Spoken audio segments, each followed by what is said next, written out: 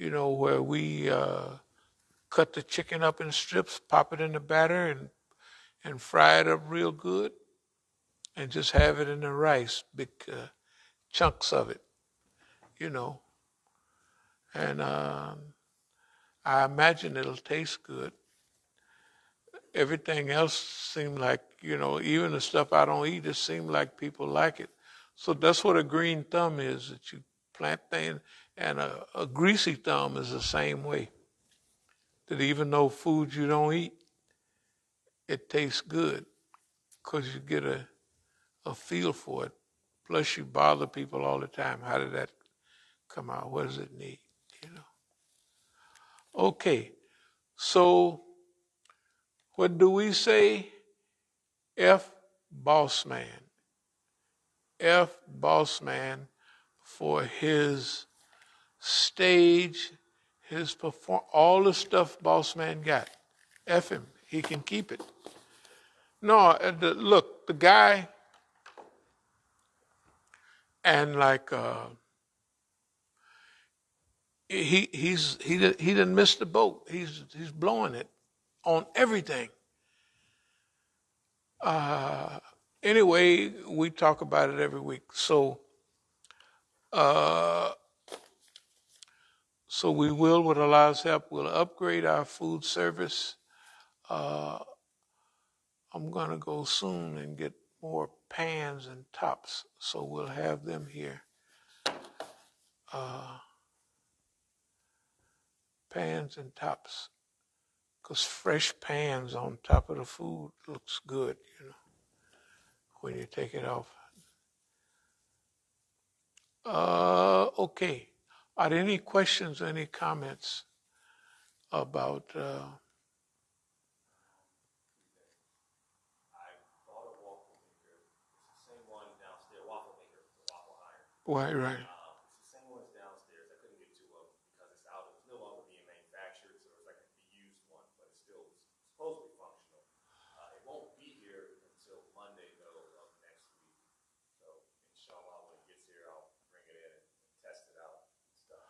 Oh, yeah. Well, so those are out of... Yeah, they don't make them anymore. And they don't really make jumbo waffle irons anymore either. Like, I can't find a 12-inch waffle iron. No, that waffle iron make good, them big old waffles. Yeah, I had a hardest time finding anything that, like a similar other type of brand, Maybe I'm going to go search some of the thrift stores. Maybe I can find it. Maybe. I know we at least got one on the way. eBay. Yeah, I got it used off of eBay. Yeah, someone that don't really use it no more was like, yeah, it still works. Same brand we got downstairs. Very good, very good, very good. Exact same model. So. And then I might even stumble on to the other one. I bought two of them instead of one. But I don't know. I've never eaten them, but they sure look good. Yeah, that boy. Hey, man, it pop them up real big, and they be. Anyway. Another thing is, so you remember those people? They were putting flyers all around D.C. about the whole climate emergency thing. About who? They were putting out flyers about trying to get the United States government, Uncle Joe Biden, to issue a federal state of emergency to change things with the climate. Okay. Environmentalists. Yeah. So I actually went and I checked out the Zoom call and stuff. It seems interesting. They have another Zoom call scheduled on Wednesday, and they're looking for groups to, kind of to be like staging areas and to support them and things like that. And I was wondering if that's something we'd be interested in, as far as, I've heard in the past we would feed, people that were doing demonstrations and things like that. Now, this group here, they're not doing a demonstration, they're doing civil disobedience. So they're going to be basically blocking up streets and things like that. People will be going to jail, et cetera, et cetera.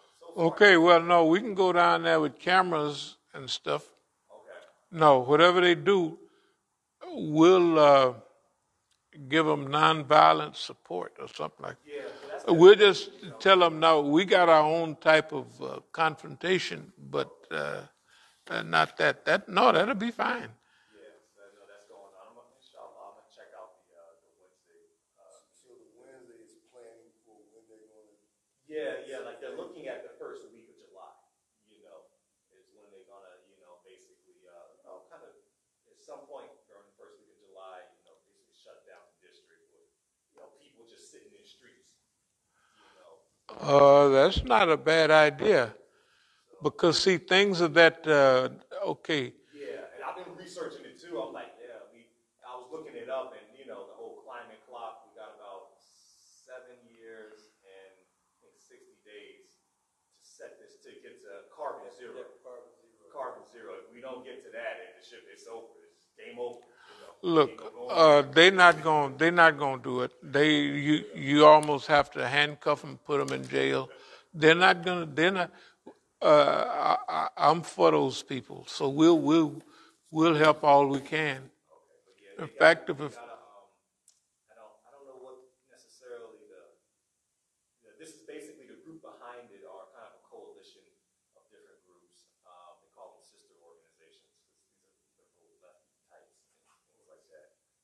Which it was one of the things I guess you could. Well, I'll get to that. Let me get my thought focused. But the guy kind of one of the big groundswells about this is that there seems to be a little bit of a movement in Hollywood toward climate change and things like that. Good. The guy on the call, basically the two people leading this effort or basically financing it is the guy that's a co-founder of Extinction Rebellion. And Which one? They were actually. Let me look up this guy's name. I actually have his name somewhere around here. I actually have them on our Facebook list. Oh, we Do do? you remember that? Yeah, I think What's their name? Extinction Rebellion. Extinction Rebellion. They basically, they do civil disobedience. Yeah. Your man is down for Environmental issues. Who? Chris Hedges. Okay, yeah.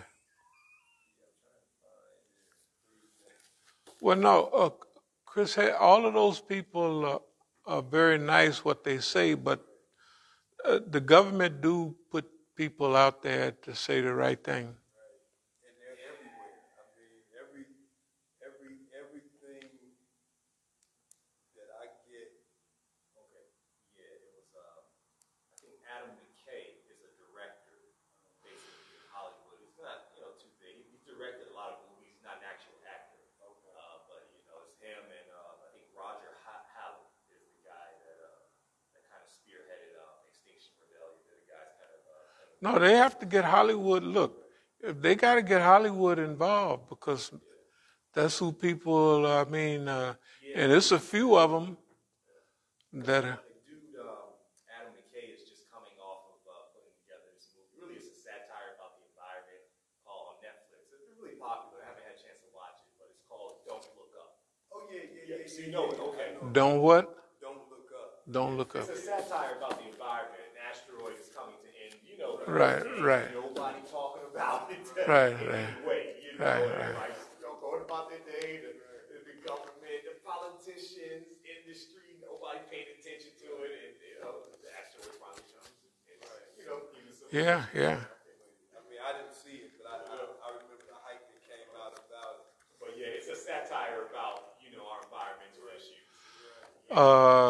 Look, it's been about a year. I told myself I'm gonna stop worrying about it because, like when we was kids, they'd have you worried about bomb shelters. When I was coming up, it was bomb shelters.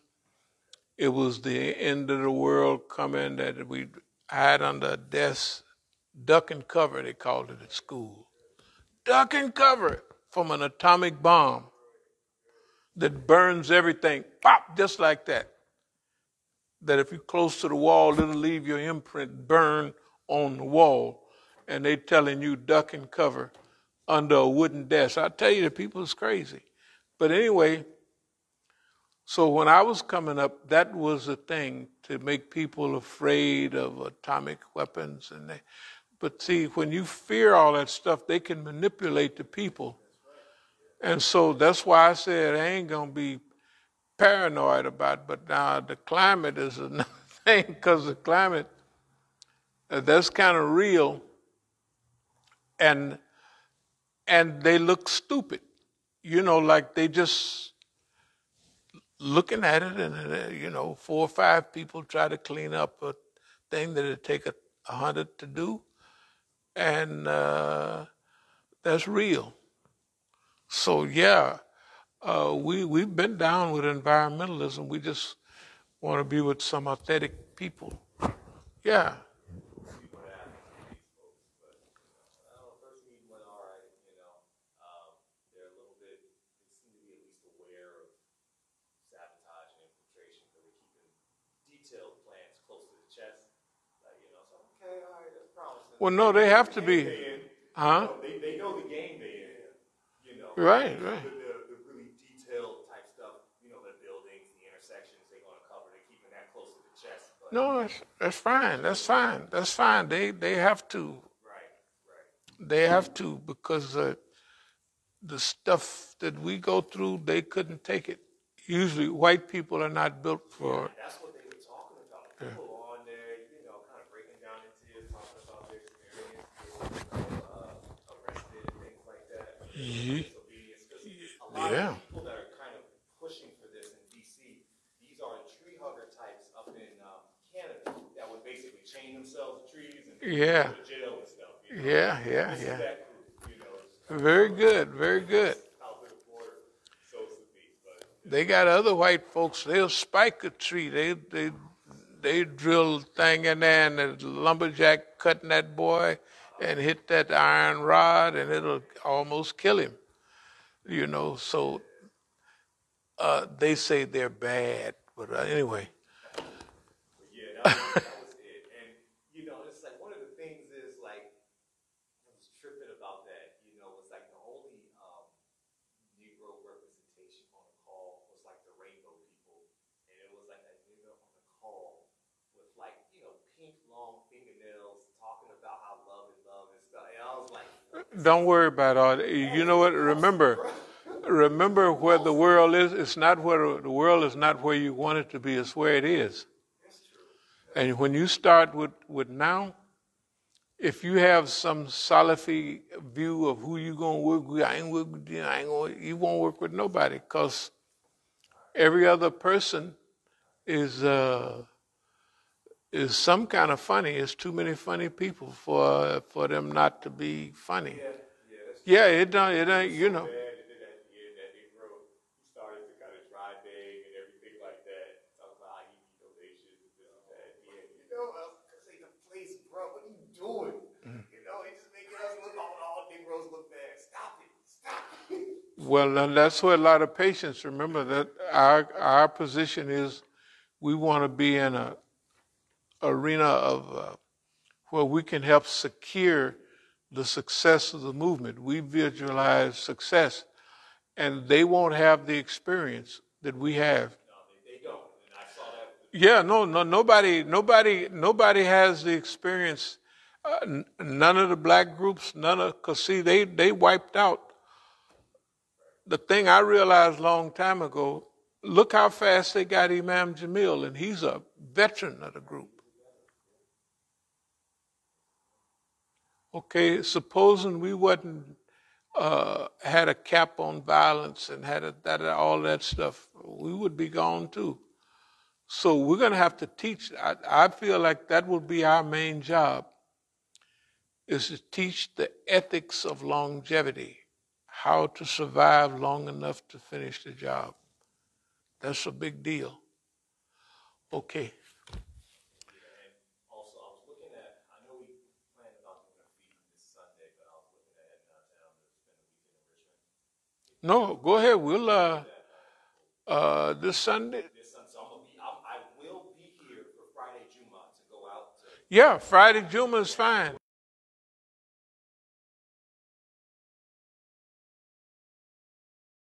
Be here to do the feeding on Friday. Okay. I will be here. No, that's perfect. That's perfect. We'll work out we'll put out a little announcement for Friday when we, But it's actually, if it won't take but a couple of us, that'll be fine. But I don't think it would take any more. It was you and I last week, right? Yeah, and Brother Tyler. Oh yeah, and okay. Well, two is sufficient if more is needed, and then yeah, Sunday. We was talking about having food this Sunday, but if we have it Friday, we may not be able to hook up until, you know, we'll get it taken care of. Are there any questions or comments? But remember, right now is service and doing actual deeds of goodness. All the fanfare, they can keep it. Yeah. Okay.